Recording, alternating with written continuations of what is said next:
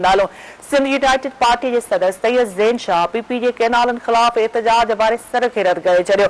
SUP के सदर सैयद ज़ैन शाह जो है त कैनालन की मंजूरी ॾींदड़ कंहिंजे खिलाफ एहतजाज कनि पिया। ज़ैन शाह जो चवणु आहे त हाणे अवाम जागी चुको आहे, ही वधीक गुमराह नथा करे सघनि। अवाम हिननि जी ॻाल्हियुनि में न अचे, जिदोजहद जारी रखी वञे। अहम ख़बर खां अवां खे अपडेट कयूं पिया। सिंध यूनाइटेड पार्टी के सदर सैयद ज़ैन शाह पीपी के कैनालन खिलाफ एहतजाज वारे सर के रद्द करे छड़ियो। एसयूपी के सदर सैयद ज़ैन शाह जो चवणु आहे त कैनालन की मंजूरी ॾींदड़ कंहिंजे खिलाफ एहतजाज कनि पिया। ज़ैन शाह जो चवणु आहे त हाणे अवाम जागी चुको आहे, ही वधीक गुमराह नथा करे सघनि। अवाम हुननि जी ॻाल्हियुनि में न अचे, जिदोजहद जारी रखी वञे। सिंध यूनाइटेड पार्टी के सदर सैयद ज़ैन शाह पीपी के कैनालन खिलाफ एहतजाज वारे सर के रद्द करे छड़ियो। एसयूपी के सदर सैयद ज़ैन शाह जो चवणु आहे त कैनालन की मंजूरी ॾींदड़ कंहिंजे खिलाफ एहतजाज कनि पिया। ज़ैन शाह जो चवणु आहे त हाणे अवाम जागी चुको आहे, ही वधीक गुमराह नथा करे सघनि। अवाम हिननि जी ॻाल्हियुनि में न अचे, जिदोजहद जारी रखी वञे। सिंध यूनाइटेड पार्टी के सदर सैयद ज़ैन शाह पीपी के कैनालन खिलाफ एहतजाज वारे सर के रद्द करे छड़ियो। एसयूपी के सदर सैयद ज़ैन शाह जो चवणु आहे त कैनालन की मंजूरी ॾींदड़ कंहिंजे खिलाफ एहतजाज कनि पिया।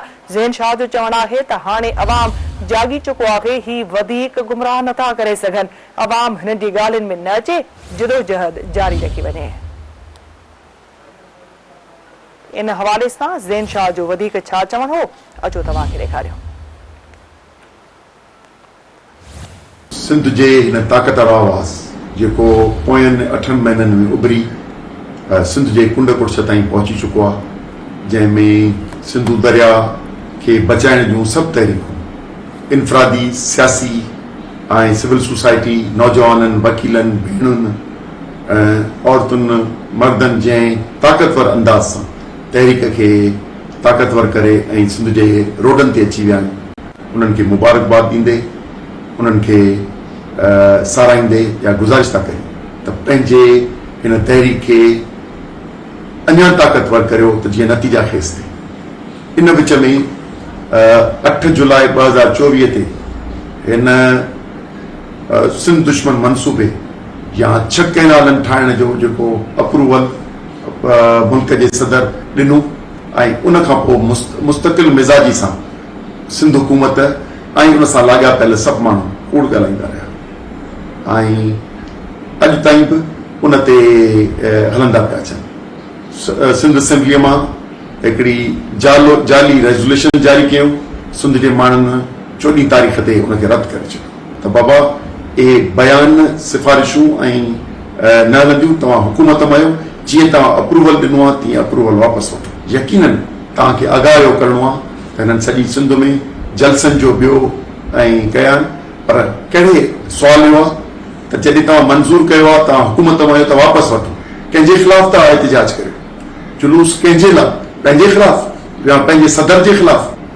कंहिं फेडरल गवर्नमेंट न ॾिनो आहे, पर अप्रूवल प्रेसिडेंट ऑफ पाकिस्तान ॾिनो आहे। जे प्रेसिडेंट जे ख़िलाफ़ मज़मती आहे या उनखे वापसि वठण लाइ त उहो वाज़े कयो वञे।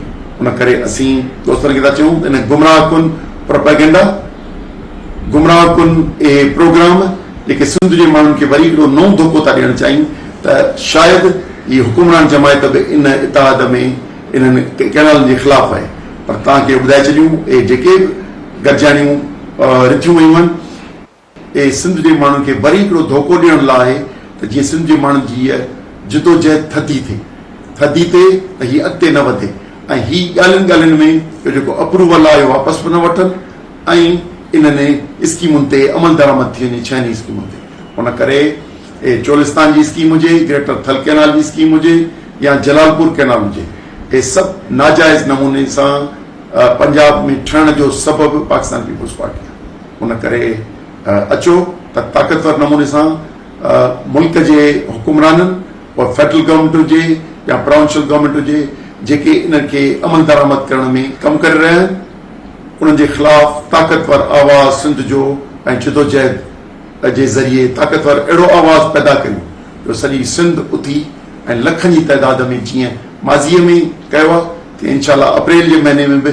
इन खां वधीक ताक़तवर नमूने पाण जिदोजहद करियूं त जीअं सिंध दुश्मन मनसूबा दफ़न थी सघनि।